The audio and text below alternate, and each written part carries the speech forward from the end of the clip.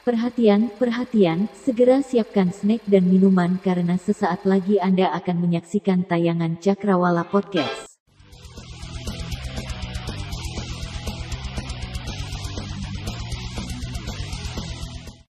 Halo, selamat sore sahabat Cakrawala Podcast. Ketemu lagi dengan saya Swadi Putra, host Cakrawala Podcast. Tempat kita ngobrolin apa aja, karena apa aja bisa kita obrolin. Teman-teman, kali ini kita kedatangan seorang superwoman. Wah, kenapa saya bilang superwoman? Nanti kita akan cerita. Kita perkenalkan dulu narasumber kita untuk podcast kali ini. Ada Mbak Ari Utami. Om Swastiastu, Mbak. Om Swastiastu. Menapi kata Mbak, sehat? Becek sehat Nah, Tengkara. kalau sudah sehat kita buka maskernya. Oh iya, Ya, boleh. karena kita sudah cukup berjarak.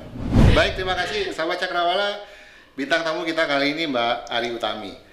Tapi beliau kalau di media sosial itu namanya Mbak Ami. Nanti saya mau tanya ini yang mana sih sebenarnya nama beliau yang asli. Beliau adalah founder dari Anemon. Anemon itu bimbingan belajar untuk anak-anak.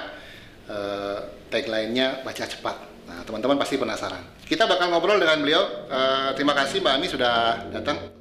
Maaf saya menyita waktunya. Kita pakai headset ya biar Boleh. lebih enak ngobrolnya.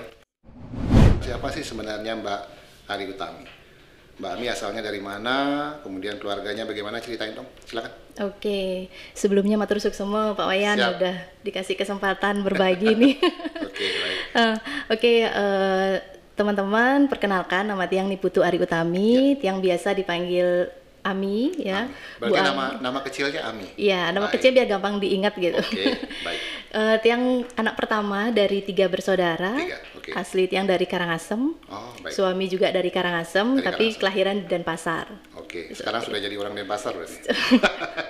Oke, baik Mbak. Apa namanya? Anak ada berapa? Anak ada 2. Ada 2 ya. Nggih. Udah gede-gede berarti ya. Yang pertama umur 18 tahun, Wah, udah remaja. yang kedua umur 16 tahun 16 sekarang tahun. ini. Oke. Teman-teman, Mbak Ami ini adalah kakak kelas saya sebenarnya. Senior saya dulu di alma mater kami di SMA 5 Denpasar. Kemudian akhirnya kami ketemu lagi di kampus yang sama ya, Mbak Iya. Ami ya. Kita sama-sama menjadi mahasiswa arsitektur. Mbak Ami angkatan 96. kalau nggak 95. salah. 95, Iya. saya angkatan 97. Jadi Iya. kami beda 2 angkatan. Tapi akhirnya sekarang setelah berlayar di dunia arsitektur, akhirnya berlabuh di Anemon. Oke, founder Anemon. Ini sesuatu yang luar biasa, Mbak Ami. Tapi sebelum kita masuk ke situ, boleh diceritain dulu sebelum di Anemon, kesibukan Mbak Ami apa sih? Tahun 2001 yang tamat 2001. dari arsitektur Oke. ya, kuliahnya cukup lama. Anak arsitek. Saya 2002. 2002 Berarti ya. 5 tahunan ya? Iya, 5 tahunan gitu Oke. dari tahun 95. Kemudian ya biasalah Pak Wayan, begitu tamat ingin menerapkan disiplin ilmu yang didapatkan gitu ya. Sedang hangat-hangatnya. ya? Hangat-hangatnya, kemudian masih idealis lah. Ya. Oh, pengen kerja di dunia Oke, arsitek gitu. oke. Sempat kerja sekitar 2 tahun. 2 tahun. Ya, 2 tahun. Akhirnya saya merasa bahwa kayaknya bukan ini yang saya cari. gitu. It's not my passion. Iya, mungkin seperti itu ya. Oke. Tapi waktu kuliah dulu saya benar-benar menikmati gitu loh kuliahnya. Cuman pada saat di dunia kerja, saya berpikir menikmati, cuman ada sesuatu yang kosong gitu. Oke. Akhirnya saya bilang sama diri saya sendiri, kayaknya kita nggak bisa terus-menerus di dunia ini, di dunia Baik. yang kita harus cari nih sebenarnya jati diri kita tuh di mana gitu. Itu sebenarnya konsep pemikiran seorang entrepreneur. Lanjut, Mbak. Gitu. Nah, kemudian akhirnya mencoba melamar Oke. di dunia yang di luar dunia kerja yang di luar arsitek gitu ya. Akhirnya melamar menjadi marketing komputer. Oke. Lumayan enjoy juga gitu karena ketemu orang, kemudian belajar negosiasi, belajar untuk memasarkan produk gitu. Itu benar-benar sesuatu yang baru yang akhirnya saya nikmati. Berapa tahun sempat kerja di situ? 2 tahunan. Wow, lumayan. 2 tahunan. Kemudian berhenti di dunia kerja, saya ingin berusaha untuk mencari bisnis sendiri ceritanya. Nah, pada saat itu pun mencari bisnis sendiri belum tahu nih mau bisnis apa gitu kan Pak Yan ya. Terus mencoba waktu itu baru tamat, akhirnya mencoba menjual ATK, menjual komputer, jadi bisa rakit komputer juga, bisa desain rumah juga, bisa belajar bikin kue juga. Ini namanya palu gada ini. Apa lu mau gua ada. Iya, karena pada dasarnya saya tuh orangnya suka belajar. Oke, Jadi itu. That's very important. pengen penasaran aja gitu. Ya. Pingin jual kue, belajar bikin kue Suka dulu. mencoba hal-hal yang baru. Yes, benar. Benar. Nah, tapi itu banyak banget ya yang akhirnya saya coba, mulai dari jual aksesoris, Ya. jual es, jual kue, jual apapun. Intinya pada saat itu saya mau belajar. Tapi tidak isi jual tanah kan, Mbak? Belum sampai Oke. belum sampai Baik. segitu. Nah, kemudian akhirnya menghasilkan, cuman masih belum bisa menikmati Belum gitu. juga. Oke. Terus akhirnya saya berhenti. Saya berhenti, kemudian aduh apa ya kerjaan yang saya ambil lagi gitu Oke. kan. Daripada saya berpikir terlalu banyak mengambil pekerjaan tapi tidak ada yang benar-benar saya fokuskan Ya. gitu. Kemudian saya berhenti. Nah, pada saat itu ada sebuah lowongan dari sebuah bimbingan belajar private gitu. Oke. Membuka lowongan seorang guru. Gitu. Ini udah lain lagi nih Lain ceritanya. lagi, ini kayaknya saya bisa jadi guru karena dulu almarhum bapak Ya. bilang begini, kamu tuh lo nanti kalau udah gede kenapa nggak jadi guru aja? Oke. Guru itu lo digugu dan ditiru. Karena Kamu Bapak tuh juga seorang guru. Yes, Nah. 40 tahun. Tapi saya kekeh waktu itu, ngapain sih jadi guru gitu? Apa sih enaknya jadi guru, nggak Oke. tidak bergengsi gitu kan? Lebih baik jadi arsitek gitu. Katanya di setiap garis arsitek itu akan jadi uang gitu. Oke. Nah, itu pemikiran waktu zaman-zaman remaja dulu. Nah, akhirnya ada lowongan seperti itu, saya pingin coba. Kayaknya saya bisa deh jadi guru gitu. Kemudian gagal waktu itu. Percobaan pertama gagal, kemudian mengeluarkan lagi lowongan, saya coba lagi di perusahaan yang sama, akhirnya sampai ownernya bilang gini, loh ini kan orang yang dulu yang nggak lulus Ini interview. wajah lama nih. Tapi saya gini, saya bisa kok menaklukkan ini. Akhirnya saya Oke. lulus, Pak Wayan. Oke. Begitu saya lulus, akhirnya saya dikasih satu orang siswa. Waktu itu siswanya adalah seorang pembantu rumah tangga Oke. yang dileskan lah istilahnya Ya, sama ya. sama Diberi kesempatan bosnya, belajar oleh- diberi kesempatan belajar oleh majikannya, majikannya, ya, oke. belajar komputer. Nah, waktu itu kan saya bilang, aduh kalau belajar komputer Microsoft Word ini kan bisa lah saya ngajar. Tapi tantangannya Pak Wayan waktu itu, gimana caranya mentransfer kemampuan yang kita bisa kepada seseorang yang nggak bisa sama sekali. Itu pasti sulit banget. Itu ya? pasti sulit banget gitu. Tapi saya mencoba, saya belajar, saya cari informasi gimana caranya mengajar komputer. Akhirnya saya bisa ngajar Ya. komputer. Dan satu momen yang saya bikin terharu waktu itu, Aha.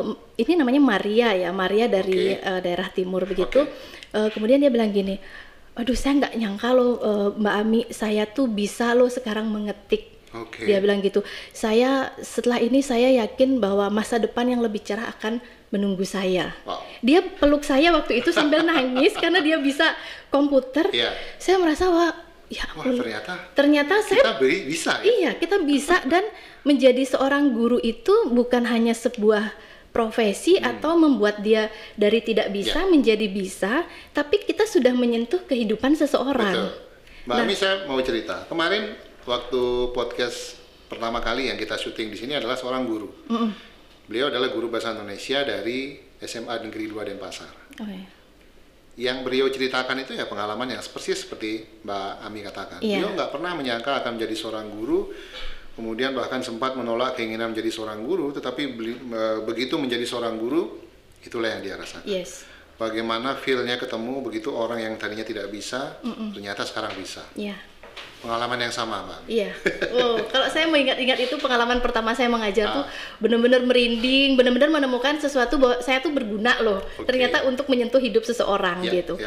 Mulai saat itu saya mulai mendalami gimana sih sebenarnya menjadi seorang guru yang basically kan saya nggak pernah istilahnya kuliah keguruan, sekolah Belajar keguruan. tentang menjadi seorang guru nggak pernah ya? Nggak pernah sama sekali gitu. Oke.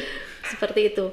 Nah, akhirnya setelah itu di perusahaan private itu saya cuma dapat satu murid karena setelah itu mungkin muridnya tidak terlalu banyak dan akhirnya perusahaannya tutup. Oke. Saya meneruskan kembali gaji yang saya dapat waktu itu, honornya saya beliin CD interaktif waktu itu. Kemudian saya mulai ngajarin anak-anak tetangga. Oke. Kemudian memulai masang iklan di koran Di gitu. Waktu itu koran. saya ingat waktu itu 2 baris iklan itu benar-benar mengubah hidup saya. Oke. Saya cuma tulis gini, terima les privat dengan komputer, itu aja, hubungi nomor telepon saya. Baik. Akhirnya datang juga artinya Akhirnya tawaran sudah mulai datang dari situ. mulai datang, dan itu kebanyakan anak-anak gitu. Dan itu konsep awalnya private memang. private. Oke. Ya. Berarti Jadi Mbak Ami yang mendatangi siswa? iya. Oke. Waktu itu saya benar-benar pertama kali mendatangi siswa, jadi mengajar langsung sambil Ya. saya belajar. Berarti justru fokus di awal itu tentang pengajaran komputer ya? Sebenarnya pengenalan komputer. Nggak juga sih. Oke. Itu nge-flow aja, ngalir aja. Jadi sesuai dengan permintaan. Oke. Nah, saya kan dulu waktu SMA tuh suka matematika. Jadi saya fokus untuk cari anak-anak yang memang mau belajar matematika waktu itu. Baik. Nah, kemudian akhirnya seiring berjalannya waktu, saya mendapati bahwa beberapa anak ternyata dia tidak bodoh, tapi dia dicap bodoh di sekolahnya karena hanya ada satu penyebabnya. Karena dia nggak bisa baca. Itu penyebab utamanya. Yes, itu penyebab utamanya. Oke, kita close dulu ya. Yes. Kita cut dulu ya. Teman-teman ini kayaknya sudah mulai menukik ke anemon. Kita rehat sebentar teman-teman. Mbak Ami biar dapat minum dulu. Nanti kita kembali lagi tetap di Cakrawala Podcast. Tempat kita ngobrolin apa aja, karena apa aja bisa kita obrolin. Stay tune.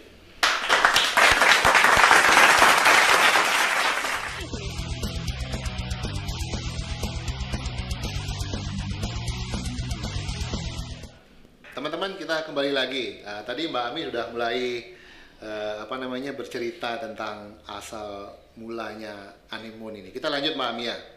Kemudian dari mengalir begitu saja, akhirnya Mbak Ami menemukan bahwa anak-anak itu sebenarnya dicap tidak mampu itu karena mereka tidak bisa membaca. Ya.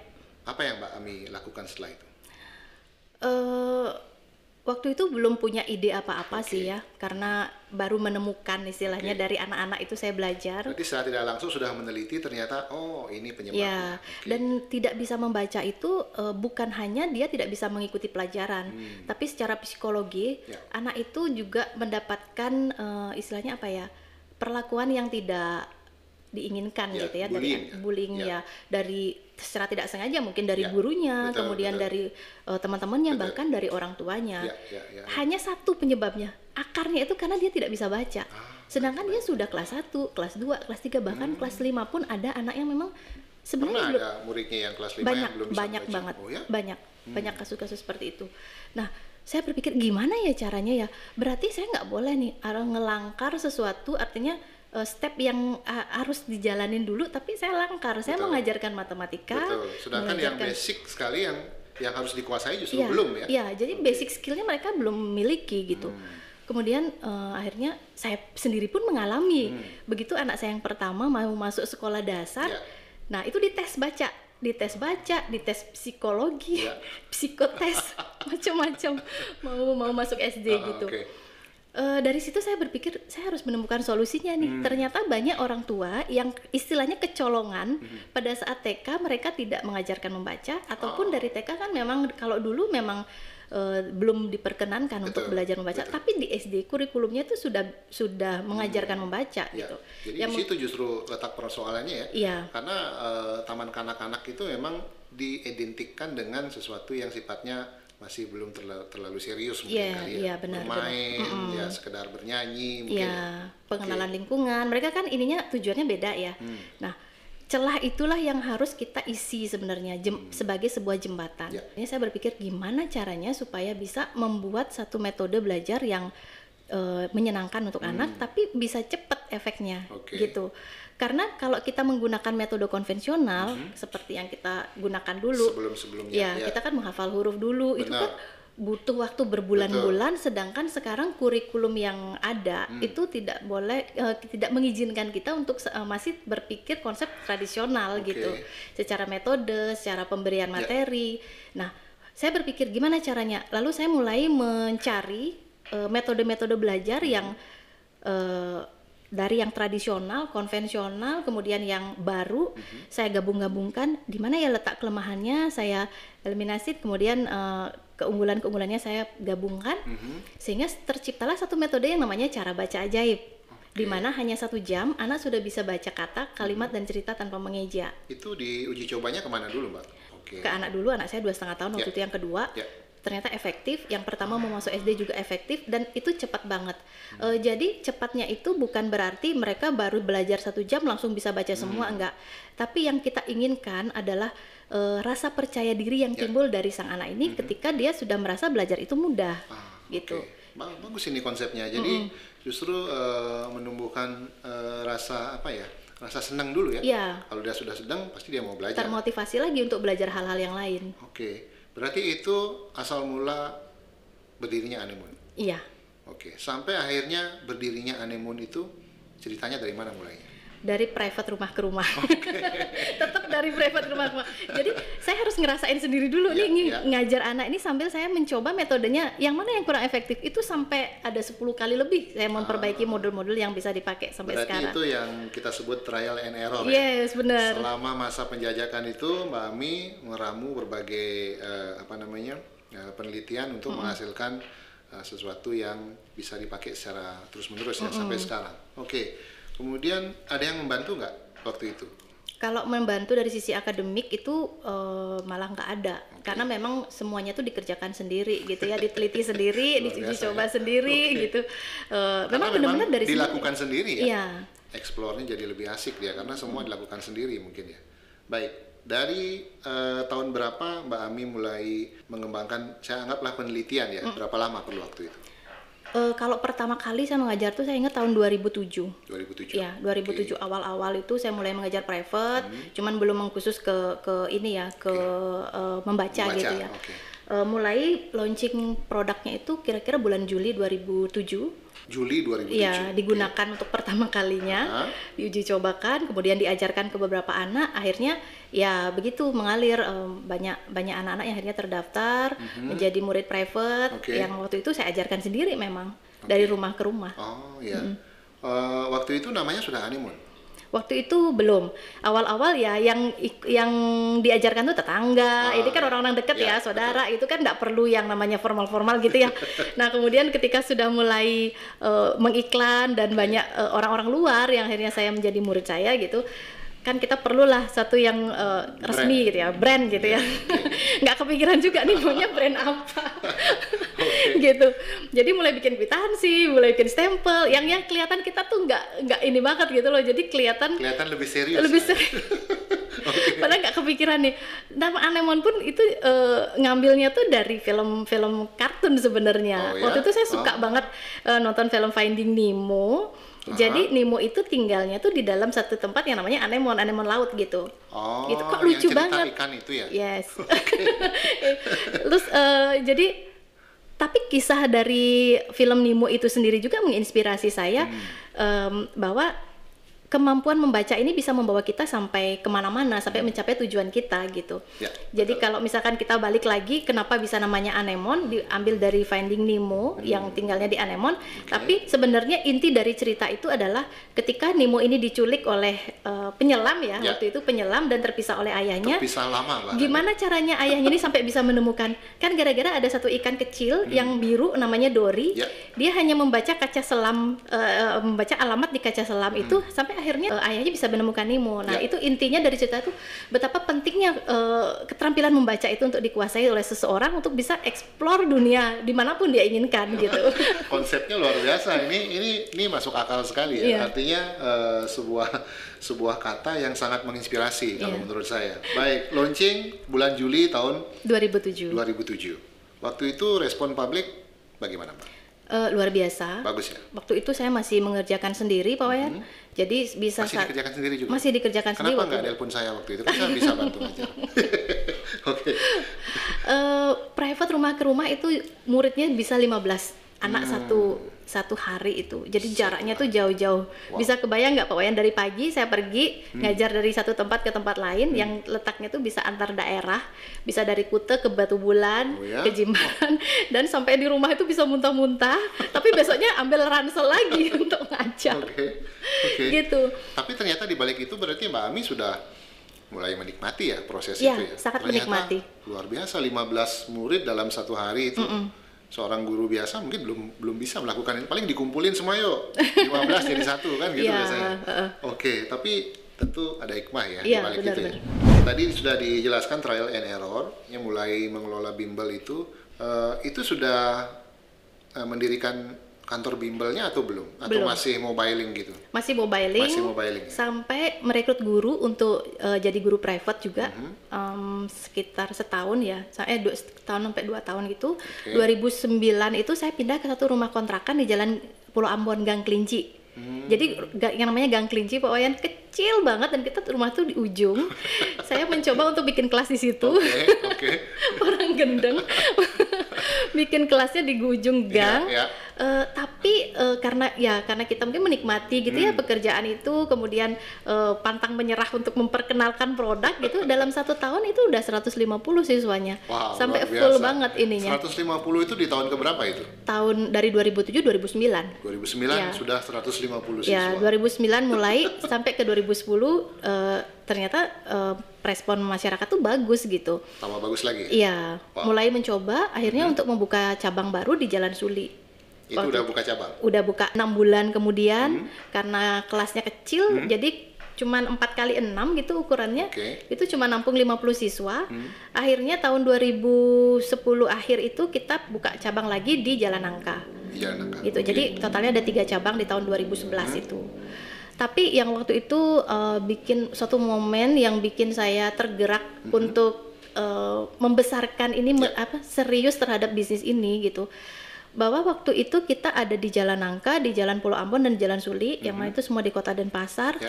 Tapi siswa-siswanya itu datangnya dari luar kota, Pak Wayan. Ada yang dari Bedugul, ada yang dari Kintamani, ya, dari Bangli, dari Itu Padang anak-anak Bayi. semua. Anak-anak semua. Wow. Dan mereka tuh diajak oleh orang tuanya menempuh seperjalanan sekitar 2 jam hanya untuk sampai di Anemon belajar baca.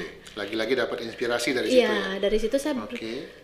wow, ternyata produk saya ini diperlukan Ternyata oleh diminati ya, diminati dan diperlukan oleh anak-anak yang ada di daerah juga gitu. Oke.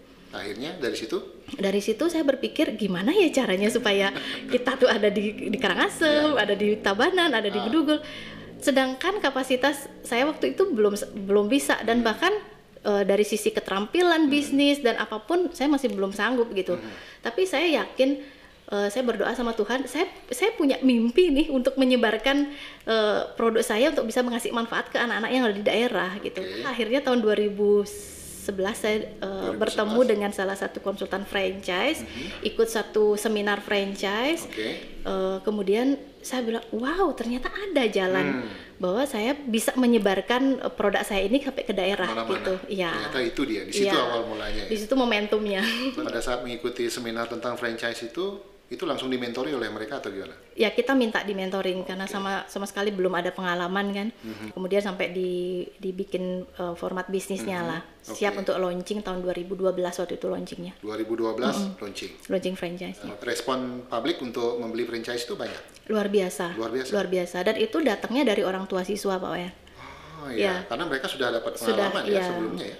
Oke, berarti justru mereka yang membuka bisnis itu di luar sana. Iya, benar. Metodenya Anemon ini bagus, Mister. Lebih mudah gitu, karena kan kalimat kita yang dulu itu 1 jam anak bisa baca kata kalimat dan cerita tanpa mengeja, di 8 tahun yang lalu itu sebuah hal yang banyak orang heran-heran gitu. Tepuk tangan dulu buat Anemon. Nah, mulai dari terbentuknya franchise itu kayaknya di media sosial juga udah mulai aktif ya. Saya Iya. lihat di media sosial itu rutin dilakukan pelatihan-pelatihan, kemudian kayak workshop atau apa. Itu jumlah tenaga kerja yang udah direkrut sampai sekarang berapa ya? Kalau sampai sekarang sekitar 500 lebih ya. Banyak sekali. Itu sudah termasuk perusahaan besar itu. Kemudian franchise-nya sudah ada di berapa tempat sekarang, Mbak? Kalau di Bali itu sudah ada di setiap kabupaten ya. 9 kabupaten. Kemudian yang di luar itu ada di Banyuwangi. Di luar sudah ada juga? Ada di Wah, Banyuwangi, di Surabaya, di Yogyakarta, dan di Medan. di Medan. Iya. Wah, kebayang nggak bisnisnya bisa terbang sampai luar Bali itu? Dulu nggak kebayang sama Itu sekali. ceritanya gimana? Bisa sampai akhirnya tembus di luar Bali itu bisa diceritain nggak? Iya. Kalau waktu dulu itu kan kebanyakan dari franchise itu kalau nggak orang tua, guru. Oke. gitu. Jadi mereka sudah melihat, sudah merasakan sendiri produknya, kemudian ngelihat outletnya ramai, jadi ada ketertarikan gitulah istilahnya. Oke. Nah, karena kita maintain ya benar-benar kita maintain istilahnya franchise ini untuk bisa tumbuh bersama Anemon, mereka beli lagi franchise-nya, Itu buka yang saya cabang suka lagi. dari Anemon, karena saya lihat di media sosial kan cukup intens ya, melakukan workshop dan pelatihan itu. Karena mohon maaf, ada beberapa orang yang begitu franchise-nya laku, justru turun grade-nya dalam melakukan pelatihan. Tapi Mbak Ami melakukan sesuatu yang luar biasa. Nah, kemudian akhirnya bisa sampai di luar Bali, itu dibawa kebanyakan oleh guru-guru atau bagaimana? Yang di Medan ini ceritanya unik. Jadi mereka satu keluarga itu sedang liburan ke Kuta. Liburan, kemudian di Kuta itu kan ada satu Anemon dan mereka menginap di hotel di depan Anemon. Terus mereka lihat ada tagline cara baca aja, penasaran karena anaknya sendiri kalau melihat guru itu pasti nangis dan itu nggak kayak tantrum gitu, nggak bisa ditolong lah istilahnya. Terus akhirnya mereka mencoba karena kita ada fasilitas free trial gitu. Dan mereka amazed lihat kok anak saya tuh dari nangisnya luar biasa kemudian sampai air matanya kering sampai bisa baca dalam 1 jam. Sudah ditunjukkan bahwa oh ini bisa baca dan anak itu senang, besoknya mau lagi gitu. Akhirnya saya bilang, dia nelpon saya, mereka nelpon, Miss Ami boleh nggak saya buka Anemon ini di Medan? Saya pikir wow ini di Medan ya, nggak kepikiran saya itu di ujung barat gitu ya. Akhirnya saya nggak respon karena saya tahu ini gimana ya caranya support gitu kan, karena jarak kan ya, apalagi ada pengiriman dan lain sebagainya itu kayaknya masih ada kendala di beberapa aspek gitu. Saya nggak respon, tapi kemudian mereka telepon lagi dan mereka intens, kapan saya bisa dikasih ke Medan? Akhirnya saya terbang ke Medan pokoknya. 2017 akhir saya ke Medan, kira-kira udah sampai berdiri outletnya, training gurunya gitu. Training gurunya mereka terbangin ke sini sih. Oke, berarti gitu. di trainingnya di Bali. Di Bali. Oke. Akhirnya terbukalah cabang itu di situ. Itu jumlah siswanya di sana banyak nggak, Mbak? Lumayan. Tapi karena pandemi ini ya yang menyebabkan ya naik turun lah. Oke. Terus pertanyaan saya sebelum kita masuk ke pandemi itu, apa yang Mbak Ami rasakan sampai di titik ini sekarang? Diceritain dong. Wow. Kalau saya dari tadi udah bilang wow, ini keren banget. Jadi kalau saya balik lagi ke beberapa tahun yang lalu, benar-benar saya nggak nyangka bahwa Anemon bisa sampai di titik ini sekarang, dan itu benar-benar saya syukuri.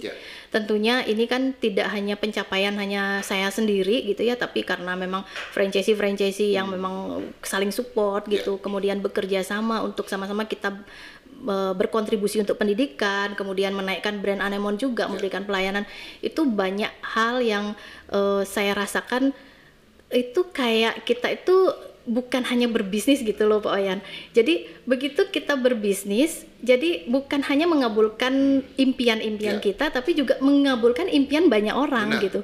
Karena bisnis di pendidikan ini kan agak-agak unik ya. Kita nggak bisa menilai segala sesuatu itu hanya dengan transaksi uang gitu.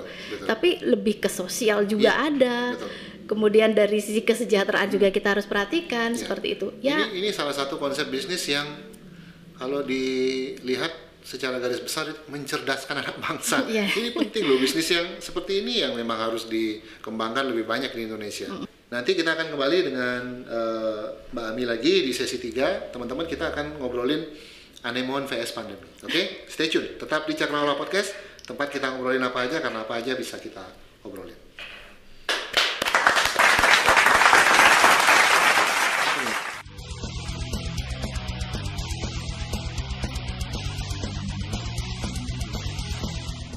Oke teman-teman, kita kembali lagi. Sekarang kita masuk di sesi 3. Obrolan kita sekarang menukik ke persoalan pandemi.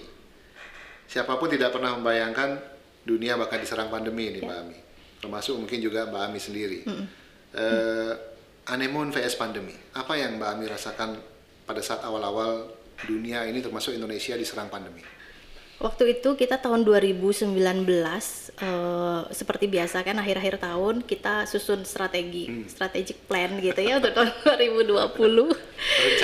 Rencana kerja gitu. Apakah kita mau bertahan atau menyerang? Kerennya kan seperti itu. Oh, kita nanti ada titik-titik nih, itu kita tim leader berkumpul. Ini nanti akan kita pemetaan nih di mana akan membangun outlet, areanya di mana gitu. Itu udah matang banget toh ya.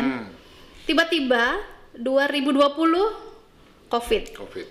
pandemi, Ya. semuanya berantakan, semua plannya dicoret. Jadi waktu itu benar-benar yang ya kalau bilang shock, ada shock juga ya. Wow, ini gimana ya? Awalnya sih pikir paling sebulan, paling 2 bulan. Begitu rasa tutup outlet ya sebulan aja, mungkin bulan depan bisa buka lagi gitu. Masih santai rasanya. Oke. Begitu di bulan ketiga baru mulai mikir. Ini saya punya 400 karyawan waktu itu. Berarti di bulan pertama sampai ketiga belum mikir strategi. Udah tutup aja sementara gitu Ya, ya. tutup sementara, nanti juga buka lagi kan gitu ya. Oke. Terus kemudian di bulan kedua udah mulai nih. Bisa nggak ya? Paling nggak bulan ketiga masih optimis kan. Begitu tutup bulan ketiga, wow ini nggak bisa nih. Kayaknya kita nggak bisa prediksi nih sampai kapan. Mulailah kita kumpul. Ya. Tim saya kumpulkan, ini gimana nih caranya, ini strategi kita udah nggak bisa pakai lagi, jangka pendek, jangka menengah, jangka panjang udah nggak bisa pakai lagi gitu. Kita harus memikirkan sesuatu yang berbuat sesuatu di luar apa yang selama ini kita pernah pikirkan. Ya, berpikir out of the box. Out of the box gitu, dan dipaksa waktu itu. Mau tidak mau, suka tidak suka. Mau tidak mau gitu. Ini hebatnya pandemi ini ya. Iya benar. Kemudian apa yang Mbak Ami lakukan waktu itu? Waktu itu saya hanya berpikir gini, ini karyawan franchisee itu gabung di Anemone kenapa? Mereka pasti ada harapan, mereka ada impian. Betul. Tapi ketika pada saat pandemi ini kita tidak bisa berbuat sesuatu, alangkah berdosanya kita. Terus saya mulai mikir, akhirnya oke, kita pivot bisnis, nggak bisa. Ini harus diselamatin. Karyawan-karyawan yang pengangguran kita rumahkan. Memang mereka adalah tanggung jawab daripada ownernya. Tapi yang namanya karyawan ini kan tetap karyawan Anemone gitu ya. Mau dibawa kemana? Jadi ini udah di tengah laut nih. Kita harus pivot. Kapalnya oleng ngapain udah. Oke. Akhirnya putuskan pivot ke kuliner. Pantesan waktu itu sempat dagang pepes. Iya, baik. Ya. Akhirnya kuliner. Kenapa kita pilih kuliner? Karena Pak Aji waktu itu memang istilahnya skillnya ada di situ gitu lah. Kita ada bakat lah untuk sedikit untuk membuat satu masakan Bali gitu ya.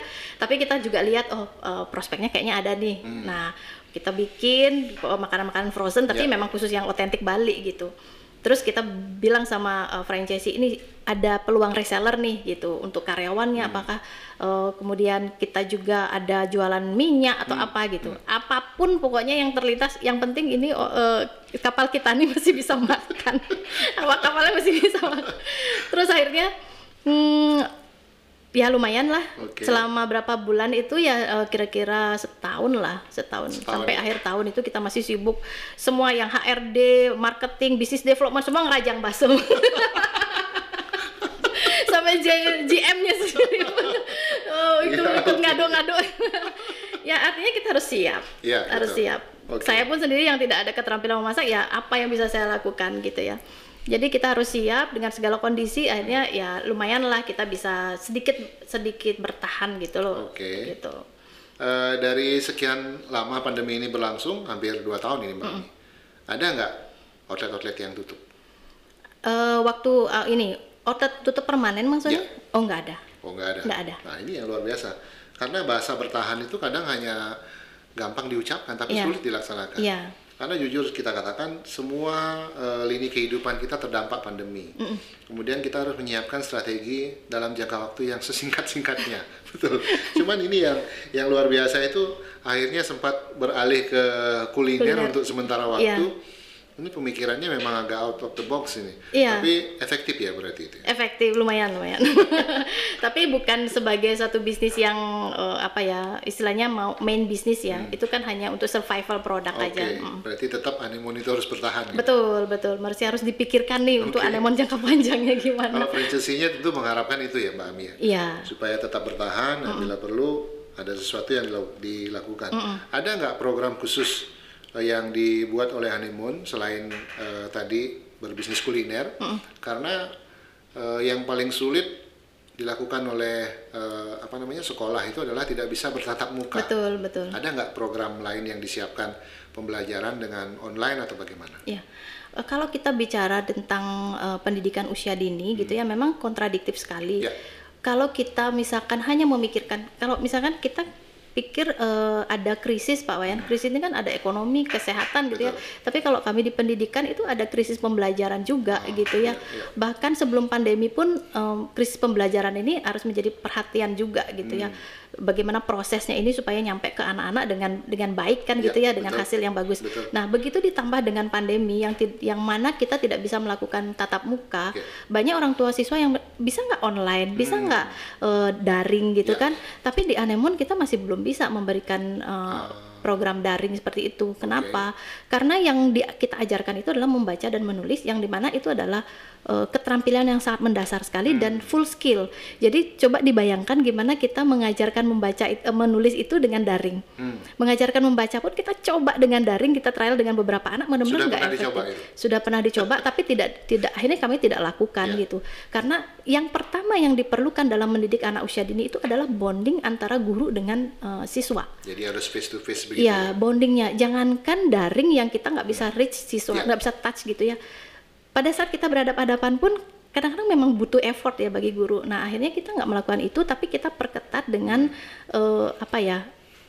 protokol kesehatan yang memang benar-benar dijaga gitu. Misalkan kita ngurangin kapasitas dari 4 anak jadi 3 anak, 2 anak gitu. Bahkan satu waktu itu masih pandemi. Kita benar-benar jaga. Kemudian fasilitasnya kita isi akrilik lah. Istilahnya ada harus separator pembatas ya. Iya. Oke. Istilahnya kita tetap melakukan pembelajaran tatap muka tapi benar-benar dengan prosedur yang ketat. Seperti berarti itu.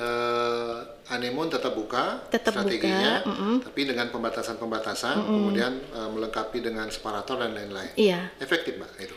Lumayan efektif dan orang tua juga rasanya membutuhkan itu karena mereka belajar TK gitu ya, TK kan daring juga ya, jadi rasanya kurang efektif. Kalau TK itu sekarang seperti anak saya ada satu yang TK ini sayang jadi guru, Mbak. Iya, jadi gurunya jadi guru di sekolah, saya jadi guru di rumah. Karena kalau kita lepas seperti Mbak Ami bilang, mereka nggak bakal melakukan apa-apa anak-anak itu. Banyak sekali distraksinya. Berarti memang khusus untuk pelajaran usia dini daring itu agak kurang efektif. Iya, betul. Baik, terima kasih. Keren. Kemudian apa harapan terbesar Mbak Ami setelah pandemi ini berakhir? Ada rencana besar untuk Anemon nggak? Iya, kita memang sudah ada roadmap-nya ya Pak Wayan, dan itu sudah ditentukan bahkan sebelum pandemi. Cuman karena ada pandemi kita harus melakukan percepatan gitu. Jadi sistem franchise ini sebenarnya waktu awal ini kan existing sekarang atau beberapa tahun yang lalu ini kan semua masih manual ya. Tapi kita sekarang sudah mulai digitalisasi. Jadi merambah ke digital. Mulai dari operasionalnya yang sudah kita lakukan sejak tahun 2020 kemarin. Operation semua digital, paperless. Business controllingnya juga bisa real time. Pada saat ini. Kemudian kedepannya kita akan digitalisasi learning. Tapi tetap menggunakan guru. Cuman learning modul-modulnya kita digital, kemudian itu juga akan memudahkan kita untuk distribusi ke banyak tempat. Ya, kalau sekarang masih misalkan kita mau ngirim ke Surabaya itu kan cost ya. Gitu. Dan juga kita plan ke depannya bukan hanya membuka satu outlet, kemudian kita ajarkan anak-anak yang di daerah itu gitu loh. Kita masih mau membuka orang-orang yang mau menjadi partner Anemon. Jadi kolaborasi kita untuk menjadi guru partnernya. Mereka bisa mengajarkan ke rumah seperti itu. Kalau franchise-nya masih ada peluang untuk dibuka nggak? Masih. Dan itu masih tetap. Ini teman-teman masih ada peluang nih, silahkan. Masih terbuka lebar. Kontak-kontak Anemon, siapa tahu ada yang tertarik. Karena ini memang bisnis yang sangat menjanjikan. Setiap manusia yang lahir ke dunia di zaman sekarang ini dia wajib belajar. Ya tentu bisnis tentang cara baca cepat ini akan sangat prospek ya ke depannya. Ada rencana untuk membuka belajar bahasa Inggris cepat mungkin, karena bahasa Inggris tentu kebutuhan yang juga tidak bisa dianggap enteng ke depannya. Ada rencana, Mbak? Itu sedang digarap oleh tim R&D-nya gitu. Sekali. Jadi kita fokus untuk spesialis di cara baca ajaib. Jadi visi beberapa tahun ke depan cara baca ajaib untuk setiap anak Indonesia. Luar biasa. Tepuk tangan dulu.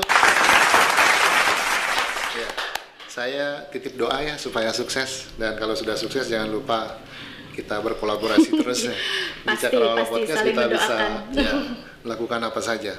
Baik Mbak Ami, terima kasih untuk bincang-bincang kita kali ini, luar biasa, sangat menginspirasi. Tentu dari semua yang Mbak Ami ceritakan nanti bakal kita tayangin di YouTube dan pasti akan banyak memberi semangat bagi teman-teman yang tentunya akan punya mimpi juga sama kayak Mbak Ami. Oke, sebelum di closing, apa pesan Mbak Ami untuk teman-teman yang ingin bangun sebuah usaha, apalagi yang sudah punya usaha tapi ingin di-franchise-kan? Kalau membangun usaha itu tidak hanya besar ya.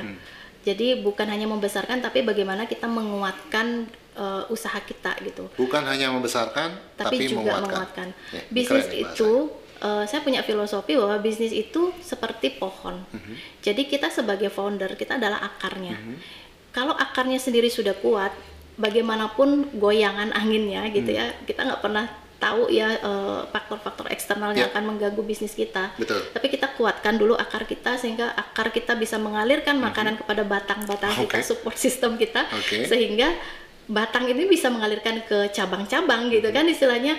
Jangan hanya berpikir untuk membuka banyak cabang tapi akarnya nggak kuat, batangnya nggak kuat, yaitu bisnisnya tidak akan bertahan lama. Jadi tetap dilewatin setiap tangganya, jangan diloncati gitu ya. Kalau saya percaya bahwa ada 5 tangga yang harus dilewatin di dalam untuk membesarkan dan menguatkan bisnis. Yang pertama adalah tangga starting. Jadi kita fokus untuk mencari makan istilahnya. Kemudian tangga kedua adalah tangga profiting. Tanda profiting ini adalah khusus untuk mencari istilahnya baru memikirkan untuk mencari profit atau untung. Jangan awal-awal kita udah mikirin untungnya berapa. Ya, kayak gitu. Nah, di sini kita perlu keterampilan dalam membina SDM. Nah, kemudian setelah kita tahu success story kita, baru kita systemizing. Yang ketiga ini systemizing. Ketiga systemizing apa yang sudah menjadi success story itu dicatat, kemudian dimultiplying, tangga yang keempat. Dimultiplikasi sehingga apakah itu dengan reseller, cabang baru, ataukah partner bisnis kan kalau sudah sukses kitanya. Kalau kita tidak sukses tapi kita buka cabang atau memfranchise-kan atau kita buka partnership, kita akan menduplikasi ketidaksuksesan kita sebelumnya gitu. Baik. Jadi setelah dimultiplikasi baru kita tahapnya investing.